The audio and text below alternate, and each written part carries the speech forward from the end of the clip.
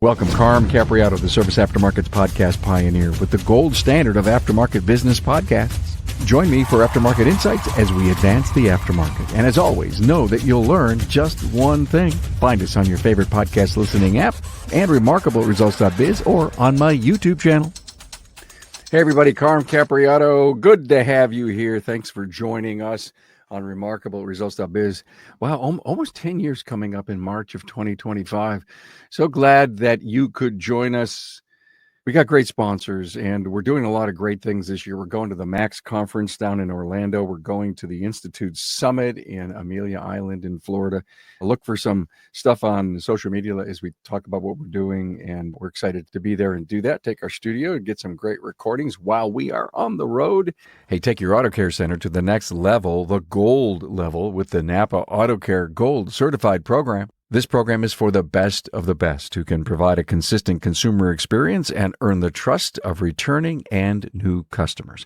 Talk to your NAPA sales representative about how you can become a gold certified shop. Hey, for over 30 years, NAPA Trax has made selecting the right shop management system easy by offering the best, most comprehensive SMS in the industry. We'll prove to you that Trax is the single best shop management system in the business. Find NAPA Trax on the web at napatracs.com. Also, thanks to aftermarketmanagementnetwork.com for information that can help you move your business ahead, and for the free and informative laborratetracker.com. I'd like to welcome James Marsh. Hello, James. Good morning. Good to have you here. Shop manager at Subi Guys, Traverse City, Michigan. Works for our great friend, Nicole Benikoff. Yep, and we have recently changed our name. You can see it Empower Automotive here. So we are working Empower on Automotive. Well, how did I miss that? I did not get the memo. Not that I was supposed to. Yeah, it's a pretty recent name change, just going from primarily Subaru to pretty much any make and model now. But weren't you guys always doing that?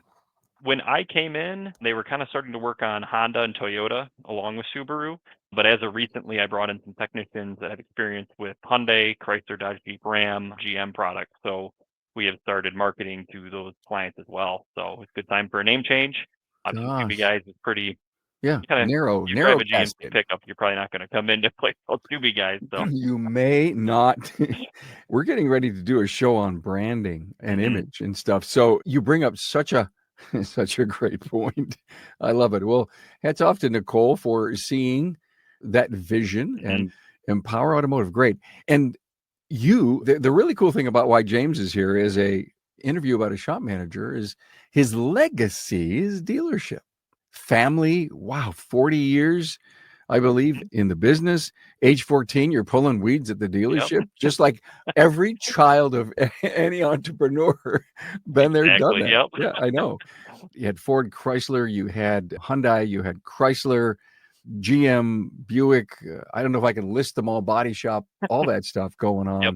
You were service writer, express service manager, GM service manager. So you had just about every role. Family sold the business, and you said, hey, let's take this jaunt over into the independent side. And so you're here to help us take a dive into, maybe the contrast and what you're seeing. And what I heard you say just a few minutes ago is, I brought some guys in. That was cool. Tell me about that. Yeah. We obviously, with a family-owned business for 40-some years, we had a lot of technicians not just technicians, salespeople, managers that have been with us for 30-plus years. Ironically, some that have been there longer than my dad, who owned the business. Obviously, that was hard on people when we sold to a larger automotive group that, a lot of the long-term employees have kind of felt that it turned corporate since their family has left. So I've had some reaching out to me, and we had some open bays. So I'm really happy to bring some of those longtime employees over here to continue working with me. And they have experience in some of the stuff that the shop really needed with GM vehicles, Hyundai vehicles, Mopar products as well. Interesting. I was talking to some people just yesterday, and they said, if you're going to go out and find somebody to come in and be your shop manager, look for somebody who spent some time in corporate. But their reasoning is how hard you had to work and how sometimes cold corporate can be. Now, I know I'm talking to a family member. I get all that. But do you see the fact that because automotive service businesses are more family, and the owner is more hmm local. Not that your parents weren't accessible, but do hmm you see a contrast? Do you see value and power in being able to bring in people to the independent side? Oh, absolutely. Obviously, we're a family-owned business. Yes, we were, but we were large. Yeah. We had 7, 8 rooftops at the time of the sale and almost 400 employees. So you want to keep it family-owned and kind of that local feeling as much as you can. But obviously, when you get that number of employees, there is a corporate sense to it. I mean, there's a lot of steps you got to take, a lot of ladders and management to get approvals on stuff. So even being family-owned, you still run into that. Being able to take some people, that we're starting to see that happen. People that work from, I can't say work for me in the 90s because I was just a child, but worked for us in the 90s, early 2000s. That's how they felt at that time. It was more of a kind of like a small shop, I guess, in a sense, that sold cars. It was very family oriented. As that time changed, those people kind of missed that. And so bringing them in here, they said it feels kind of like back in the older days. Well, back in the old days of the dealership, hmm what is the dealer employee's perception of the independence? Obviously that can range a ton based on the person and experiences, but I would say overall, running a manufacturer service department, with obviously you've got GM, Chrysler, Hyundai, Ford, what we all know are huge worldwide companies, and they kind of have your hands, in your service department. So we're kind of conditioned from day one that we are the best. We have the best technicians, the best equipment, the best facilities, and that independent shops are kind of the backyard mom and pop. They go find a cheap part at AutoZone and throw it in your car, and that's kind of always what the perception has been, that we're the best. Aftermarket parts aren't good. Their technicians aren't near as trained or skilled as ours. Luckily, that perception has changed for me over the last 6 months of being here. So according to you, that's all true, right? Yeah. No, I'm being facetious here. It's the old mom and pop thing. I get on my soapbox every time I hear about hmm mom and pops. And again, that's the perception, even from the education side. They look at Yep. the dealers as dealers, Yep. and then they look at independents as mom and pops. There's a very good, warm feeling for the word mom and pop, and that is hmm local, caring, accessible. Exactly. But mom and pop doesn't connote small, unwilling to pay. hmm It doesn't connote that we'll never get ahead. I'm in a dead end job, that we can't work on everything, Exactly. because today's mom and pops have grown way up. hmm And some of our top shops, of course, which you work at, you came in, Nicole says, come on, let's do this, Yep. James, let's have some fun. And are you having any fun? And what's your perception of what this whole independent world's about?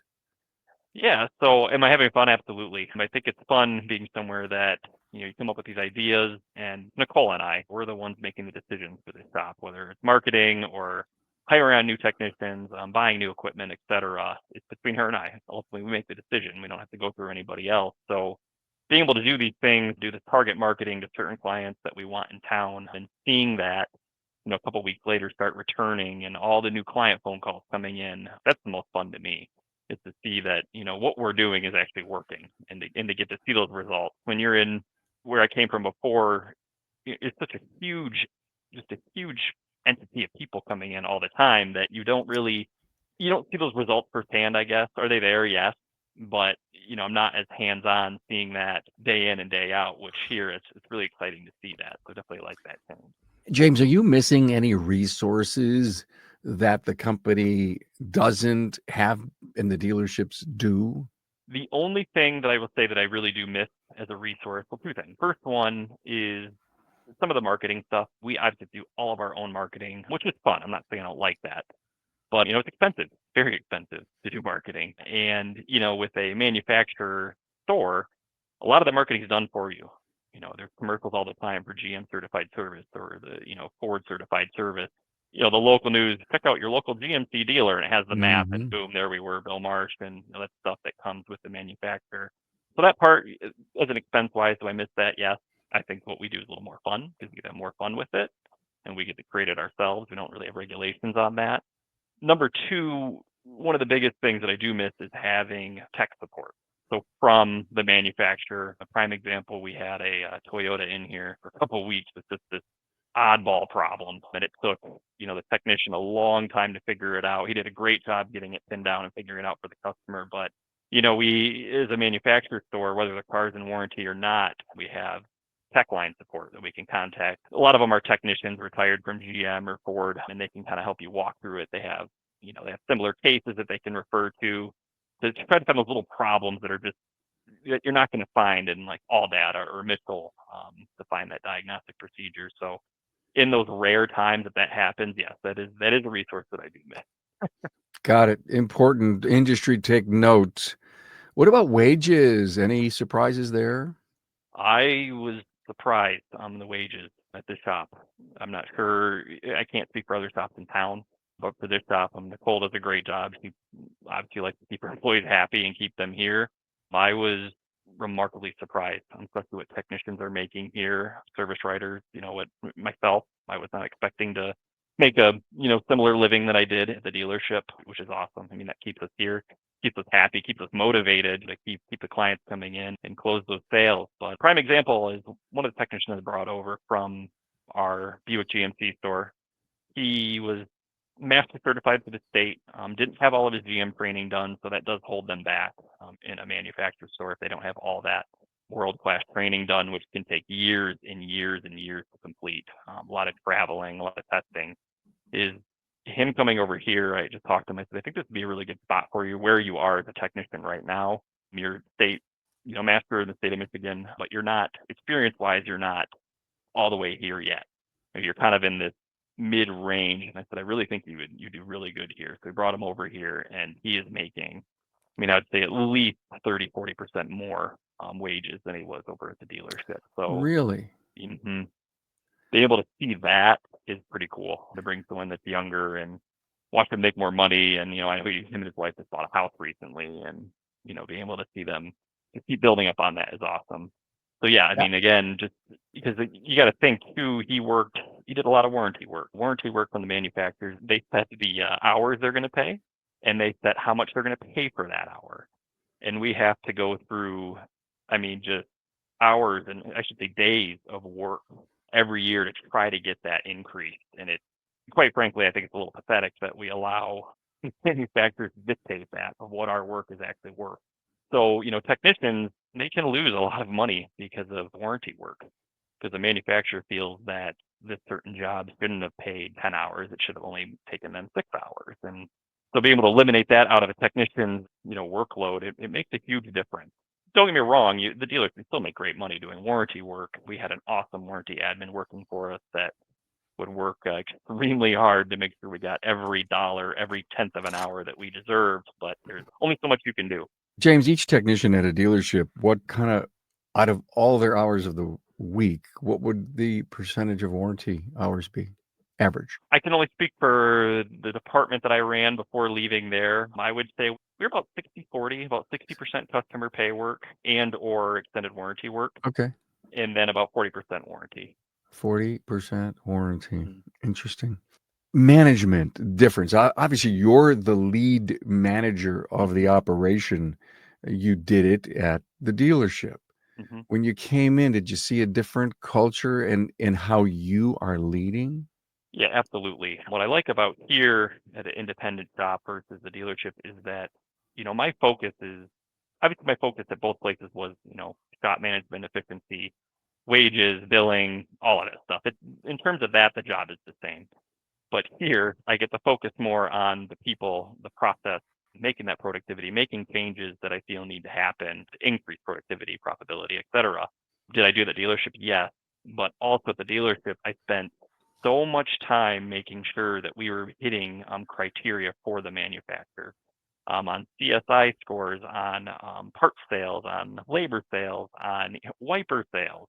Stuff like that you have to hit these criterias. And if you don't, that's a lot of money that the manufacturer will not pay out to the dealership at the end of the month. So as you can imagine, as a dealer owner or as a general manager, that's a big part of their income. They're on top of you for good reason to make sure that we're hitting that criteria. So that's what you spend so much time as a manager at a dealership, is just making sure the manufacturer is happy. No pressure there. No, not at all. What are the top KPIs you're paying attention to at Empower Automotive? The big one right now, every day I'm tracking what our growth percentage is, obviously how many hours we closed, what our labor sales was, what our part sale was, then down to each technician. I'm tracking that every day. So, really the same thing I did at the dealership, honestly. That process doesn't really change for me at all. Yeah. With your dealer background and you looking seriously at working with Nicole on marketing, if you work with your counter staff and said, listen, we need to become the dealer alternative, and here's how we're going to do it. Mhm. Walk me through that mentality of yours. I think really what it comes down to is just, we need to prove to the community that we're just as good, if not better, than the dealership. Where that really comes down to is the simple customer service thing. Everybody can fix a car at the end of the day. A dealership can fix a car. A YouTube mechanic can fix a car, or we can fix a car here. Not saying that the YouTube mechanic's better than anyone, but you know what I mean. Everybody can fix a car at the end of the day. What it comes down to is the people, the customer service. What do we offer? So here, we have free loaner cars. That's a huge thing. Even the dealership doesn't have free loaner cars. You can get a rental if you're under warranty that's paid for, but just someone coming in that needs struts or some service, basic maintenance services, you didn't get that free loaner car. So we do offer that here. We offer shuttles. Obviously, we have premium drinks and snacks in the waiting room, a nice, clean waiting room that doesn't really look like a car shop. It's more like a lounge type of thing. So really, it really is that customer service and all those little amenities that we can do each day, making sure the cars are clean when they leave here. We're trying to figure out a process to better to make sure that we get every single car washed, every single car vacuumed, wiped down on the interior. Those next level things that you see at the big dealerships and some big independent garages, which I think in Traverse City, that's not really happening at a lot of independent shops. That's why we're trying to race to be the one to do that and our goal is to become the number one independent shop in Traverse City. So customer service is just the number one thing. Yeah. If you have great customer service, the money comes after that. So.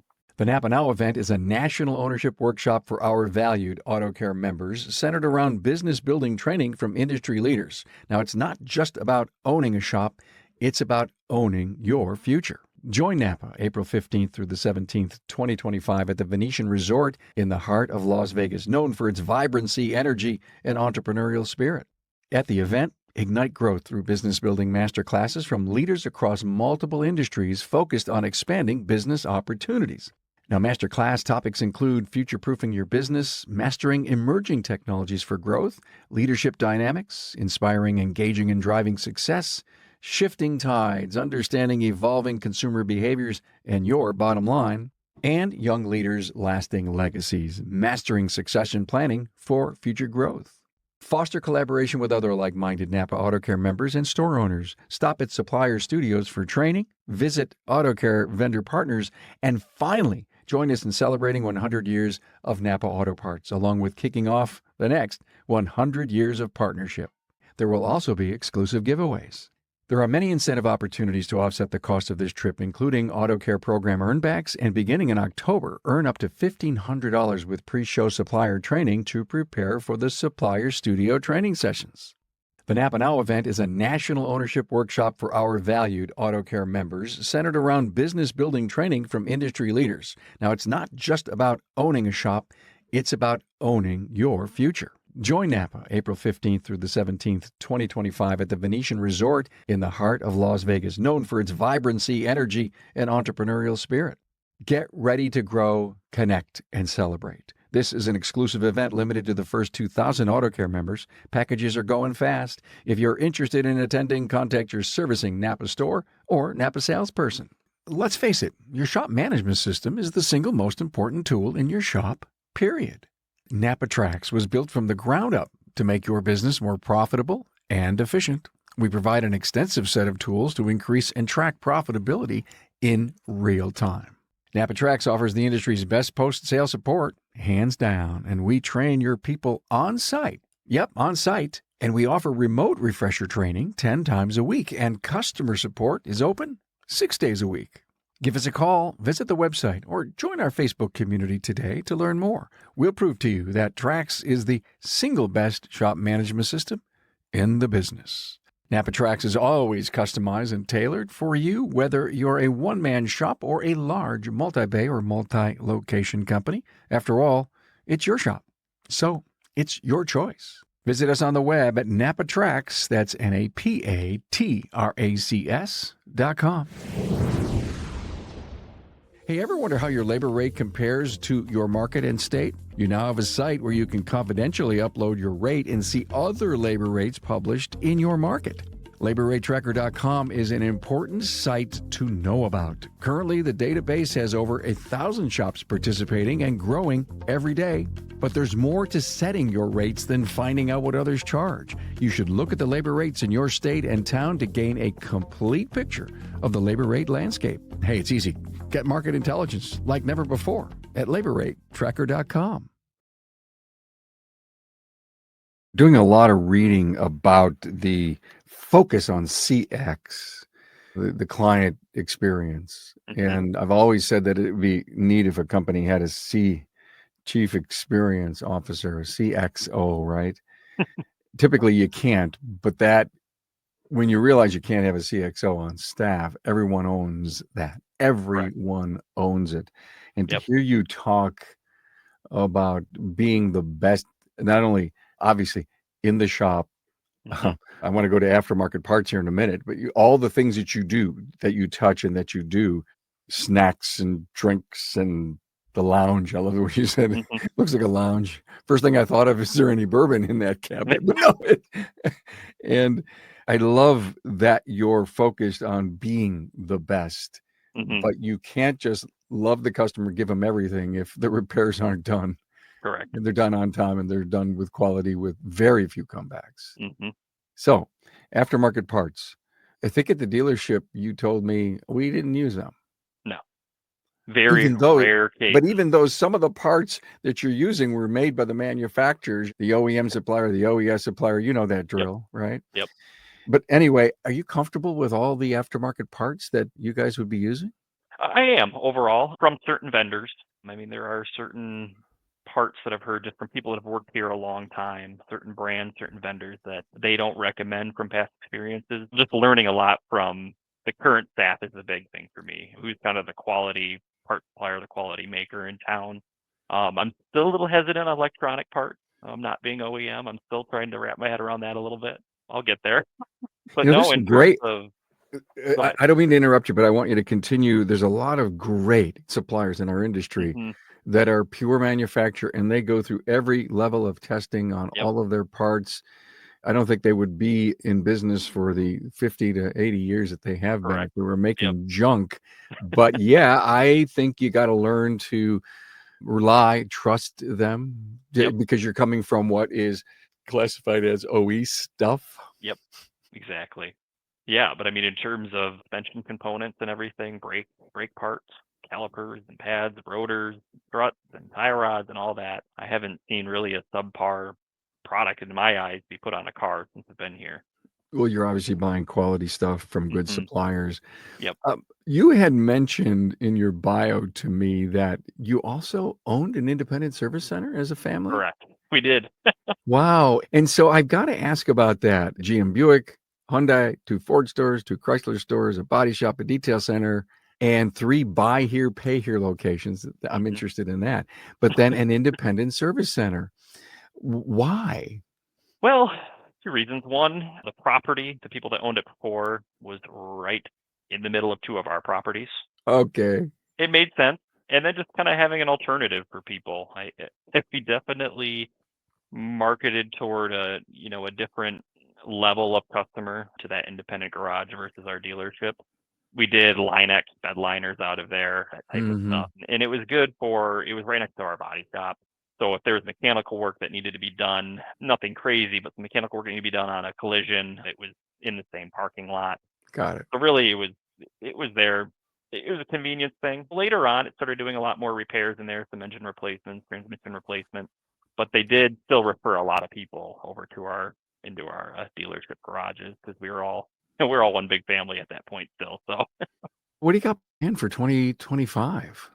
Like I told you, some of those goals that we were talking about. Yeah. Obviously, we really want to we got to hit the marketing harder. We're spending a ton of money on marketing right now, but we know it's important with rebranding, with the new name, what we're doing. We need to get the word out there and kind of be in everyone's face. So really the Did goal, James, did Nicole decide to change the name before you joined the company or after? it was changed before Okay. I came in. It was still Subi guys, now Empower Automotive. There is, I won't get into details. There's some stuff with Subaru America that did force some of that change as well. So just last month, legally, the name is now Empower Automotive, formerly Subi guys is what we can refer to right now. 2025, the biggest thing is just getting new clients through the door, getting some more makes and models in here. Traverse City, Michigan, northern Michigan is truck country. I mean, almost everybody has a pickup in their driveway, it seems. So a lot of GMC, Chevys, Rams. We want to start targeting those people, particularly to get them in here. People tend to spend, a pretty good amount of money on their vehicles. So, Oh, big business trucks, huh? yeah, exactly. I have to let my audience into a little secret.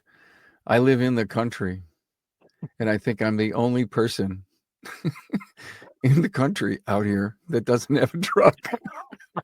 And I always make it a joke with my friends that I have an SUV and a car. hmm And what's really nice is I would love I would love a truck, but I don't have to get grain. Yep. There's a lot of things I don't need the only thing I would get my truck because I want to be like everyone else. But anyway, Yeah. it's just a Yeah. little side story here. No, But yeah, definitely. I think trucks are big business. a huge business. Trucks and, Yukon, Tahoes, those Yeah. type of, I mean, they're everywhere up here. I mean, those were definitely in the dealership. Our number one sellers were trucks and full-size SUVs, not cars. I mean, that really shows just even driving around town here of how many of those you see driving around. So that's a huge market that we need to dip into. Spending the money to try to get them in here. First time in here, give them world-class service so they want to come back to us so that they Yeah. see that we're just as good as where they were going. Actually, no, better than where they were coming from Yeah. before. Yeah. That's what we want. Doing any daily videos or trying to get that whole beautiful truck is in for maintenance, a picture or two out on social media to help change that person's mind? Yeah, so we just started working with a local group here that does all the Instagram and Facebook Reels. When you're scrolling through and they pop up, we just started doing that about last month. So a lot of that right now is just trying to tell people who we are, what we do, kind of just in 15 seconds, more or less, running different videos, getting out there that we sell tires and we have a warranty on our work. We have loaner cars and offering some pretty significant savings for first-time customers as well. So we haven't seen too much of the return on that yet. We are getting a lot of people clicking on links, requesting information from us daily.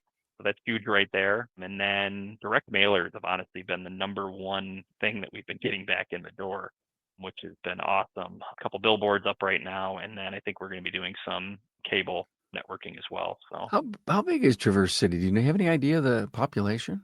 yeah, so Traverse City, ironically, I know this goes in another town and I just wanted to compare sizes. But Interesting. Traverse City, the actual city of Traverse City, is only about 18,000 people in population. But the county, gosh, I think the county is like 90,000 for Okay. All the right. two surrounding counties. Don't quote me on that, but I know the Tri-County area, which is, oh gosh, I think it's Benzie County, Grand Traverse County, and Leelanau County. Well, we would include Antrim County in that as well. That's kind of the hub of where we would be marketing to, just because Traverse City is the hub of all those counties. I know it's around 90,000 within 30 miles of here. Mm-hmm. So it's a pretty big population, and it's growing. Traverse City, I grew up here. Traverse City is it's booming. I mean, there's construction everywhere. There's apartment complexes everywhere. Why? Um, Why? It's a suburb of what big city where people want to come and live there and work somewhere None. else? Really? There is Wow. no, Traverse City is the biggest city. I'd say the next biggest city is about 2 hours south of us, Grand Rapids, Michigan. There's not even a highway that connects to Traverse City. We're kind of, if you really look at a map and our population density, we're extremely isolated from the big urban areas. And I think it's beautiful here. I mean, we are surrounded by the Great Lakes. On Lake Michigan, we have two giant bays right in town. So if you're a boater, kayaker, stand-up paddleboard is a big thing up here too. Skiing, snowmobiling. I mean, there's tons of state land up here. I mean, it's just gorgeous. I think that's really a lot of people. Really, what happened is when COVID came around, a lot of people went remote. That's when this huge influx of people started showing up here and moving here. Quality of life. If they let me work remote, what Yep. city do I want to live in? So Interesting. there's pros and cons to that. Has it brought a lot of people and good for businesses? Absolutely. Workforce, that's been another issue. A lot of people moving in are higher income. The price of a house in Traverse City is, I would confidently say, doubled in the last 10 years.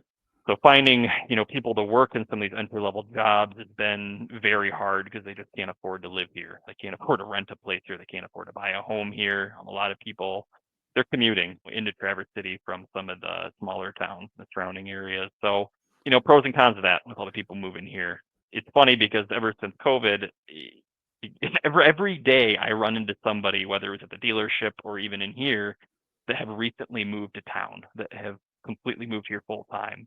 It was never like that before. And I mean, we're meeting people from all over the United States.